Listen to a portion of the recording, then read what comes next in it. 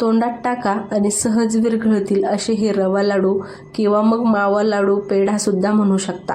कारण खायला इतके टेस्टी लागतात, तोंडात टाकताच कधी विरघळले आणि कधी पोटामध्ये गेले. लाडू खाऊन पोट भरेल पण मन भरणार नाही. प्रवासात सुद्धा उत्तम आहेत, छोट्या मोठ्या भुकेसाठी सुद्धा उत्तम आहेत. चला मग साहित्य पाहूया.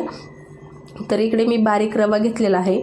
वजनाने म्हणाल तर 400 ग्रॅम रवा घेतलेला आहे आणि वाट्याने 2 वाटी रवा घेतलेला आहे. आता इथे जाडसर रवा जर असेल थोडा मिक्सरला फिरवून घ्या, म्हणजे काय होतं थोडासा बारीक झाला की लाडू वळायला सुद्धा छान पद्धतीने वळले जातात आणि खाताना सुद्धा छान अशी मावा लाडूसारखी टेस्ट येते. त्यानंतर त्याच वाटीने 1 वाटी साखर घेतली आणि पाऊण वाटी जे आहे साजूक तूप घेतलेलं आहे. तर तूप जे आहे नॉर्मल घेतलेलं आहे. या ठिकाणी हे बघा तुम्ही पाहू शकता मेल्ट वगैरे नाही केलेले. आणि साखर वजनी म्हणाल तर 200 ग्रॅम साखर आहे, 150 ग्रॅम तूप आहे. त्यानंतर 3 वेलची घेतल्या. मिक्सरला आपण साखर फिरवणार आहोत, त्याबरोबर वेलचीसुद्धा बारीक होतील. तर इकडे मिक्सरचं जार घेतलं, त्यानंतर साखर घातली त्यामध्ये आणि साखर आपण फिरवून घेऊया. सर्व प्रक्रिया अगोदरच करून ठेवली की मग आपल्याला पटापट लाडू जे आहेत तयार करता येतील. तर हे बघा इकडे साखरसुद्धा पिठी साखर बनवून घेतलेला आहे, किंवा मग तुम्हाला तो साखरेचा बुरा असतो तो वापरला तरीसुद्धा चालेल, पण नॉर्मली पिठी साखरच वापरतात रव्या लाडूसाठी. त्यानंतर इकडे कढई ठेवलेली आहे तापायला आणि कढईमध्ये आपण अगोदर 3 चमचे तूप घालूया. कारण इतकं तूप जर आपण अगोदरच घातलं तर रवा जो आहे सर्व तूप ॲब्झॉर्ब करेल आणि मग ते जे एक क्रीमी टेक्स्चर असतं किंवा मग एक मावा लाडूसारखी जी चव असते ती यामध्ये येणार नाही. तर त्या शिल्लक राहिलेल्या तुपाचं पुढे काय करायचं मी सांगते तुम्हाला. त्यानंतर रवा घातला आणि गॅसची फ्लेम जी आहे लो ठेवायची, म्हणजे मंद गॅसवर जो आहे आपल्याला 8 ते 10 मिनटं रवा भाजून घ्यायचा आहे. आता रव्याचा जो आहे कलर वगैरे नाही बदलायचा, रंग वगैरे अजिबात नाही बदलायचा. रवा जो आहे आपला पांढरा शुभ्र राहिला पाहिजे, पण जो रव्यातला कच्चापणा आहे ना तो सुद्धा निघाला पाहिजे. त्यासाठी काय करायचं, रवा भाजताना मंद आचेवर भाजायचा. रवा भाजता भाजता मध्ये सोडायचं नाही, म्हणजे काय होतं रव्याचा कलर बदलत नाही, रवा तळाला चिकटत नाही. त्यामुळे मंद आचेवर 8 ते 10 मिनटं सलग रवा भाजून घ्यायचा.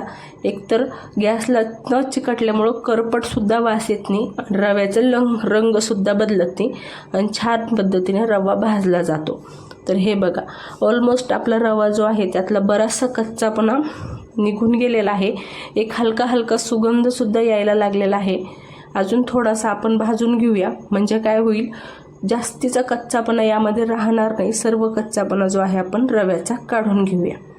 आता हे बघा या ठिकाणी जो आहे पहिल्यापेक्षा थोडासा रवा जो आहे नॉर्मली थोडासा हलका कलर बदललेला आहे, खूप जास्त डार्क नाही झालेला आहे आणि तुपामध्ये छान असा मिक्ससुद्धा झालेला आहे. आणि गॅसची फ्लेम जर आहे तुम्ही पाहत असाल तर लो फ्लेमवर जो आहे मी रवा या ठिकाणी भाजून घेत आहे. आता यापेक्षा जास्तीचं जर तुम्हाला रवा लाडू बनवायचा असेल किंवा मग जास्तीचं प्रमाण घ्यायचं असेल तर ह्याच्या दुपटीने करा, किंवा मग कमी करायचे असले तर थोडंसं प्रमाण जे आहे तुम्ही कमी करू शकता. तर हे बघा अशा पद्धतीने रवा जो आहे भाजून झालेला आहे आणि मस्त असा खमंग त्यातून वाससुद्धा यायला लागलेला आहे, सुगंधसुद्धा सुटलेला आहे. आणि महत्त्वाचं म्हणजे आपण एक ट्रिक वापरणार आहोत या लाडवासाठी की जे पटापट आपल्याला एका हाताने वळता येतील ना असे लाडू या ठिकाणी आपण बनवणार आहोत. म्हणजे लाडू वळायचं सुद्धा टेन्शन नाही आहे आणि त्यातल्या त्यात पाकाचं सुद्धा टेन्शन नाही. बऱ्याच वेळेस काय होतं पाक फसतो आणि पाक फसला की लाडूसुद्धा फसतात, पण असं काही होणार नाही आहे. एकदम सोप्या पद्धतीने आपण हे लाडू जे आहेत बनवणार आहोत. तर हे बघा आता जे शिल्लक राहिलेलं तूप होतं त्यातले 2 ते 3 चमचे तूप आपण यामध्ये परत घालून घेऊया. तर या ठिकाणी मी 2 चमचे तूप घातलं. परत आपण हे जे तूप आहे छान रव्यामध्ये मिक्स करून घेऊया, म्हणजे काय ना एक वेगळीच टेस्ट येते. एकदाच जर आपण तूप घातलं ना तर रवा काय करतो पूर्ण तूप ॲब्झॉर्ब करतो. त्यामुळं थोडं जे शिल्लक आहे ना तूप आपण त्या पद्धतीने घालूया. हो तुपाचा आपण तेवढ्याही तुपाचा वापर करणार आहोत. त्यानंतर पिठी साखर जी काढलेली होती मिक्सरमध्ये ती घातली आणि गॅसची फ्लेम तरीसुद्धा लोच ठेवायची आहे आणि लो फ्लेमवर आपल्याला साखर आणि रवा जो आहे मिक्स करून घ्यायचा. छान एकत्रित एकसंध करून घ्यायचा, म्हणजे रव्याच्या कणाकणापर्यंत आपली जी साखर आहे व्यवस्थित व्यवस्थित पोहोचली पाहिजे आणि गोडवासुद्धा सगळीकडे समान पद्धतीने आला पाहिजे. आता यामध्ये अगोदरच आपण वेलची घातलेली होती, त्यामुळे वेलची घातलेली नाही मी काही ड्रायफ्रूटसुद्धा घालत नाही किंवा मग जायफळसुद्धा घालत नाही. तुम्हाला हवं असेल तर तुम्ही या ठिकाणी ड्रायफ्रूट जायफळ तुमच्या आवडीनुसार तुम्ही घालू शकता. कारण मी इथे जे आहे एक मावा लाडूची किंवा मग माव्या पेढ्याची सुद्धा चव देण्याचा प्रयत्न करत आहे, त्यामुळे मी इथे ड्रायफ्रूटचा वापर केलेला नाही. तुम्ही हवं तर थोडंसं डेसिकेटेड कोकोनट घालायचं असले तर ते सुद्धा घालू शकता. म्हणजे काय होईल, एक नारळी लाडू जे आहेत त्याची सुद्धा चव यामध्ये येईल.